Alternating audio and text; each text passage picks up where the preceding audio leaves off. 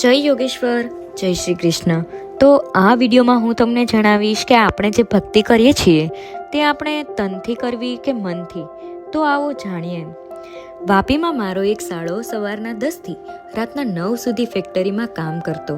તેમના જૂના ઘરમાં પેઢીઓથી માતાજીની મૂર્તિ સ્થપાયેલી હતી, એટલે કે નાનપણથી તેને માતાજી ઉપર તો દ્રઢ શ્રદ્ધા હતી. દર વર્ષની જેમ આ વર્ષે પણ શારદીય નવરાત્રિમાં તેણે ઉપવાસ કર્યા. 6 દિવસ બાદ શરીરમાં અશક્તિ જણાઈ. ઘણાએ માતાજીની માફી માંગી અને ઉપવાસ છોડવાની સલાહ આપી, પણ તેનું શ્રદ્ધાળુ મન ના માન્યું. ખાંસી ઉપડી, તાવ શરૂ થયો. સીટી સ્કેનનો રિપોર્ટ કઢાવ્યો તો રિપોર્ટમાં જણાયું કે કોરોના વાયરસ તો ફેફસા સુધી ફેલાઈ ગયો હતો. 1 દિવસ રાહ જોયા બાદ દવાખાનામાં જગ્યા મળી, પણ ત્યાં વેન્ટિલેટરની વ્યવસ્થા ન હતી. બીજા દિવસે ઓક્સિજન લેવલ એટલું ઘટી ગયું કે સાંજ પડતા પડતા તો શ્વાસ બંધ થઈ ગયા. ફૂલની સુગંધ માફક એ હવામાં વિખરાઈ ગયો, જાણે એક વૃક્ષ, પંખી, માળો, ટહુકા, ફૂલ, ફળ કે છાયાની ચિંતા કર્યા વગર જ ધરાશાયી થઈ ગયું. સૌની આંખો દદડી પડી. જીવનના ઘણા અધૂરા કામો અધૂરા મૂકીને દેહ વિદાય થઈ ગયો. કુંભાર માટી ઘડો બનાવે ને ત્યારે પહેલા તેને તે ગુંદે છે, ટીપે અને ચાકડા પર ચઢાવે અને પછી તેને ઘાટ આપે અને ભઠ્ઠીમાં તપાવે અને પછી એમાં રંગ કરે છે. ત્યારે માટી ઘડાનું સ્વરૂપ પામે છે. શાંત ચિત્તે થોડુંક વિચારો તો આ માનવ દેહને આકાર આપવામાં સર્જનહારને કેટલી મહેનત પડી હશે. ગીતામાં 6ઠ્ઠા અધ્યાયમાં 42મા શ્લોકમાં કહ્યું છે, અંતદદ્ધિ દુર્લભતરમ લોકે જન્મ યદિષ્ટમ, અર્થાત આ ધરતી પર મનુષ્ય જન્મ મળવો અતિ દુર્લભ છે. ન શરીરમ પુનઃ પુનઃ, આ શરીર વારંવાર મળતું નથી. ભક્તિ કરવી હોય અને સેવા કરવી હોય તો પરોપકાર કરવો હોય કે કોઈ પણ પ્રકારની સિદ્ધિ મેળવવી હોય તો શરીર અનિવાર્ય છે. આત્મા, પરમાત્મા કે સ્વર્ગની ભાષા ભલે આપણને ન સમજાય, પણ શરીરની ભાષા તો સમજવી પડશે. શરીરમાં થતી દરેક હિલચાલનો હિસાબ સંકેત રૂપે શરીરના અંગો જરૂર આપે છે. જરૂર છે એ સાંકેતિક ભાષા સમજવાની.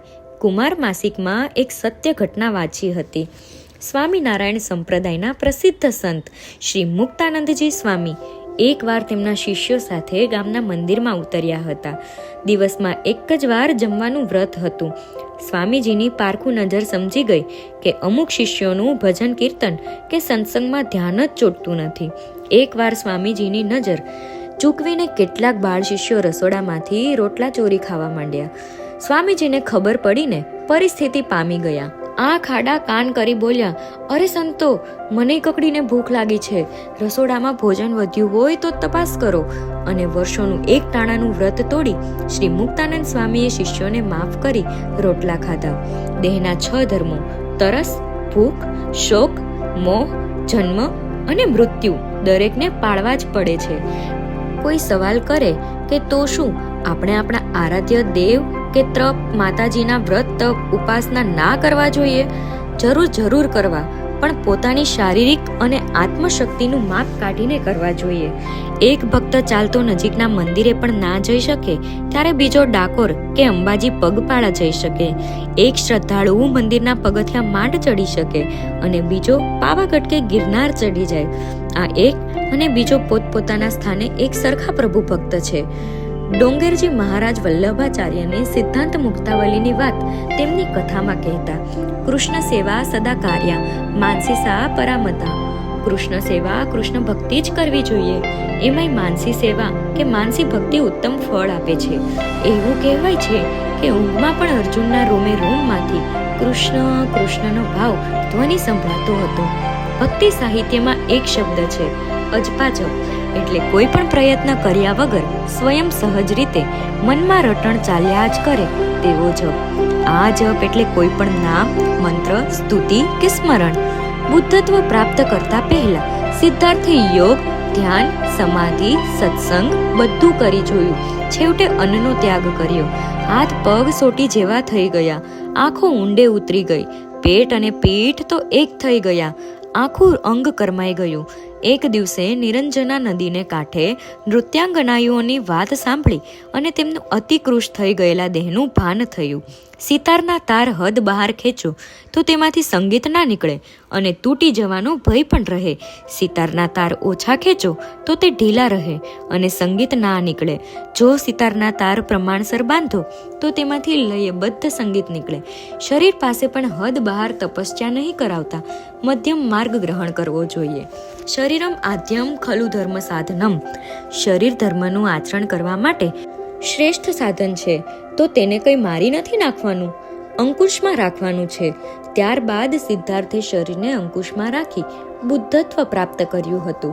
શરીરથી ઇન્દ્રિયો અને ઇન્દ્રિયોથી મન શ્રેષ્ઠ છે, કારણ મન જ આપણના બંધન અને મોક્ષનું કારણ છે. આજનો દિવસ એ આપણી બાકી રહેલી જિંદગીનો પહેલો દિવસ છે. મન સ્થિર રાખી પ્રભુનો આભાર માની તેમનું સ્મરણ કરી દિવસની શરૂઆત કરવાની છે. દેહ ધર્મ પતાવ્યા બાદ જો સમય મળે તો પ્રભુના કાર્યો કરવાના છે. પ્રભુના કાર્યો એટલે આપણી આસપાસ શ્વાસ લેતા જીવોના સેવા કાર્યો. ગીતામાં 7મા અધ્યાયમાં 9મા શ્લોકમાં ભગવાને કહ્યું છે, જીવનમ સર્વભૂતેષુ. દરેક પ્રાણીમાં તેનું જીવન હું છું. કોઈ પણ જીવની સેવા એ મારી સેવા છે. તમે મંદિરમાં ધ્યાનથી દર્શન કરજો. ઈશ્વરની આંખો માતાના આશીર્વાદ જેવી હોય છે. નજર મળતા જ હાસનો અનુભવ થાય છે. ધારો કે ક્યારેક ઈશ્વરને મળવાનું થાય અને એ પૂછે કે મેં તને વાપરવા આપેલા શ્વાસો તે શેમાં વાપર્યા, તો સ્વકર્મ સિવાય બીજા કોઈ પરમાર્થી કાર્યો કર્યાના હિસાબ આપણી પાસે છે ખરા? આ વિચાર્યું તમે? તો હવે તમને ખબર પડી ગઈ ભક્તિ આપણે કઈ રીતના કરવી જોઈએ. આ વિડીયો સારો લાગ્યો હોય તો જરૂરથી લાઈક કરજો. જય યોગેશ્વર, જય શ્રી કૃષ્ણ.